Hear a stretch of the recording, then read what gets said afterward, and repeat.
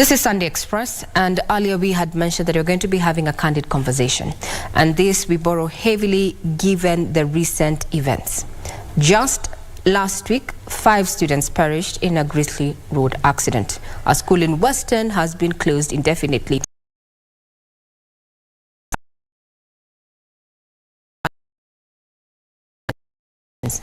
The children are currently home on holiday. They are expected to go back to school in the next 1 or 2 weeks. There is a lot of anxiety, having lost schoolmates who are also friends. Teachers have also lost students. Parents have lost children. This level of anxiety. Tonight we talk about matters of trauma in children and how we can empower the children affected, their parents and teachers. Taking us through this conversation is none other than Jane Ngatia, who is a counseling psychologist. Thank you very much for your time. Let's start off with that picture that we've painted. Both parties are anxious. Students are anxious. They have lost schoolmates. Some of them have survived in these road accidents. They have watched in agony as, you know, their fellow students are seeking medical attention. And now they're home. Parents have gone to identify bodies in hospital. They'll not be sending back their children to school because their children are dead. This is a situation. First of all, this is a very sad situation. We must all agree. And when we talk about a child, we are also addressing family issues because the child belongs to the family. And it's important for us also to realize that a family runs as a unit.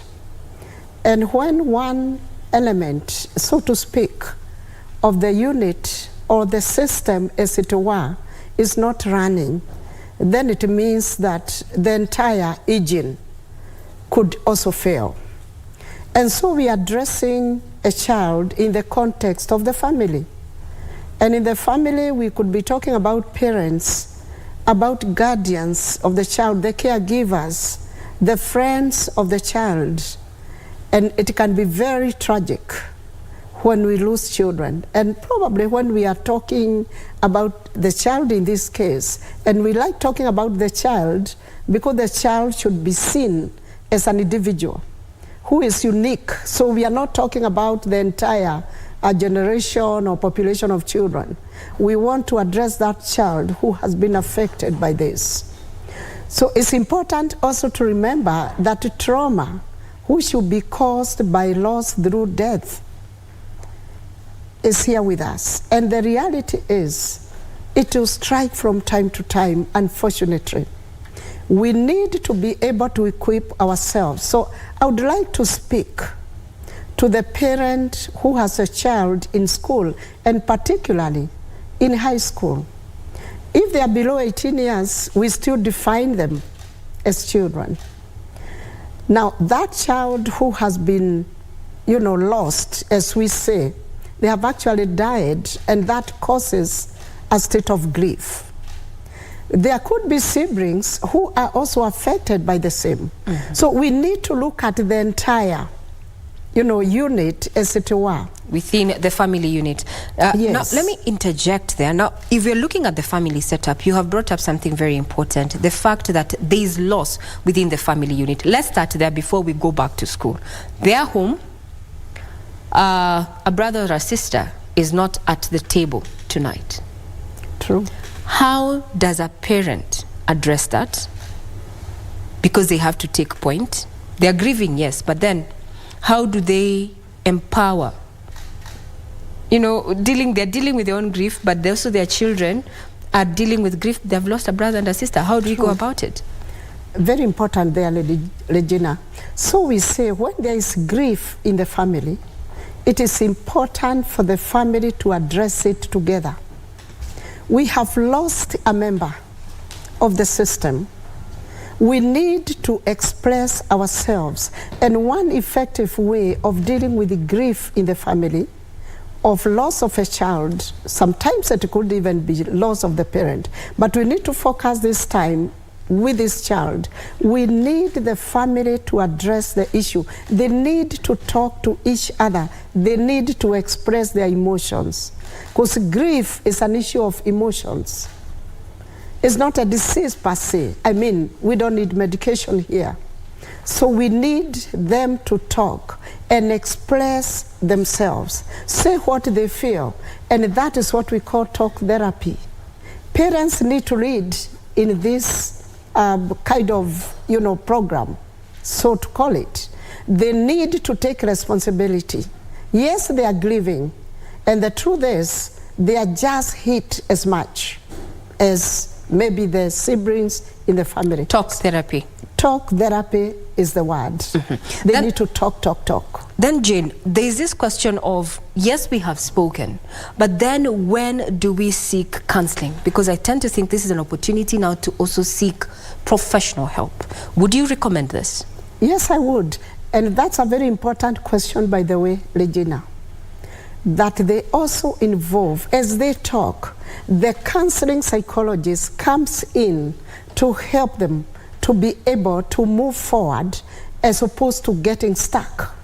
It is very easy for a family to get stuck when they have lost a child. And obviously, it's good to remember that this parent has lost the future. Whenever a child dies in a home, it means the future has died for that family, and particularly for the parents. Mm-hmm. So it is important for the counseling psychologist to come in and help the family, even to talk about the impossible. What expectations did they have for this child? It's unfortunate that they died, sometimes in very unfortunate circumstances or very tragic. So what have you lost? What plans did you have? Now that we have a gap, how would you deal with that? If you knew that your child were to die, what would you have told them? That's the work of the counseling psychologist, and it's part of the healing process. Mm-hmm. It's part of even getting the details that this child actually has gone and will never come back again. Mm-hmm. Now, Jane, looking at this situation, let's go back to what happened last week. These are children who perished after a Grizzly Road accident. These children have to go back to school. How, or rather, what advice would you give and recommendations therein to a parent who is looking at a situation where now the child is very worried and very anxious about traveling back to school? How should they go about it? Yes, and that is also a very important observation. If as a parent, and obviously I'm speaking to parents who lost their children or who have lost their child, it is important for you to be able even to express and set it in your mind that actually people are taking, other parents are taking their children to school, but you are not. You don't need to pack anything.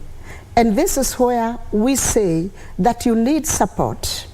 You need social support from people who care.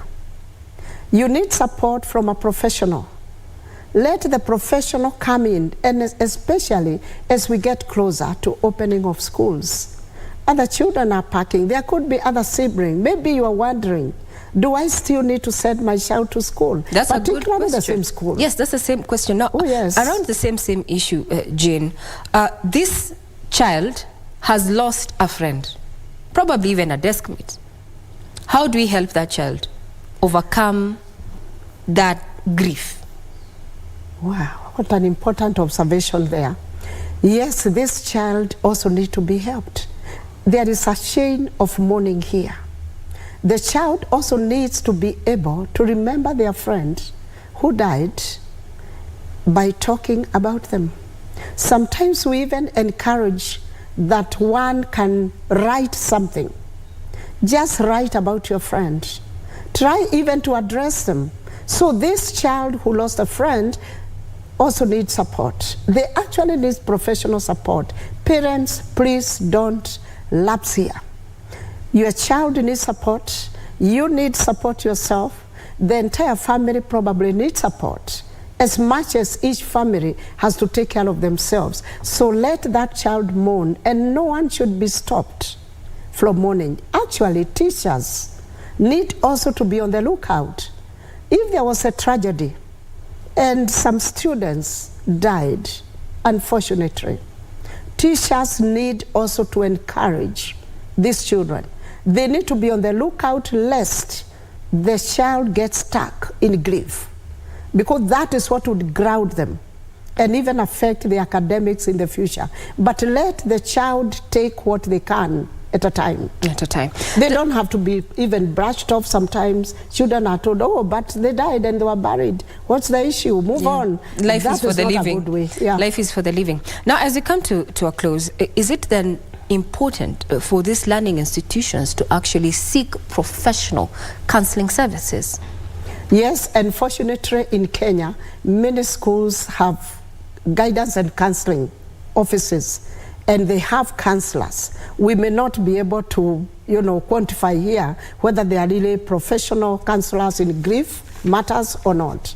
But it is important for the schools that have been affected, including even universities, because we have also lost university students. The case in Pwani University. So we need a lot of support. We need professional guidance. Actually, the entire school, all the students, pupils, they need to go through a kind of group guidance. They need also to express themselves. They need to be helped to move on, and move on progressively in a way that they are able to negotiate the entire grief process. Yeah. So what I have learned tonight is that we need to embrace talk therapy, Madam Ngatia. Sure. We talk about it and let the tears flow. True. Okay. Well, and the shouting to do. Where people shout, they throw themselves on the ground, let that happen if it hasn't happened. If it hasn't happened. Yeah. It's part of the healing process. It's part of the healing process. It's part of the mourning. And it helps quite a lot. Yeah. We have been speaking to Jane Ngatia, who is a counseling psychologist, talking about dealing with loss in light of the recent turn of events there. Children have, died on their way back home. We also lost Pwani University students there some days ago. And the question is, how do we fill that gap? Lesson learned tonight is that we need support as parents, as colleagues, as well as students who are dealing with loss. And it is okay to grieve. I'm Regina Manyara. You have been watching Sunday Express on KBC Channel 1. I wish you a great week ahead.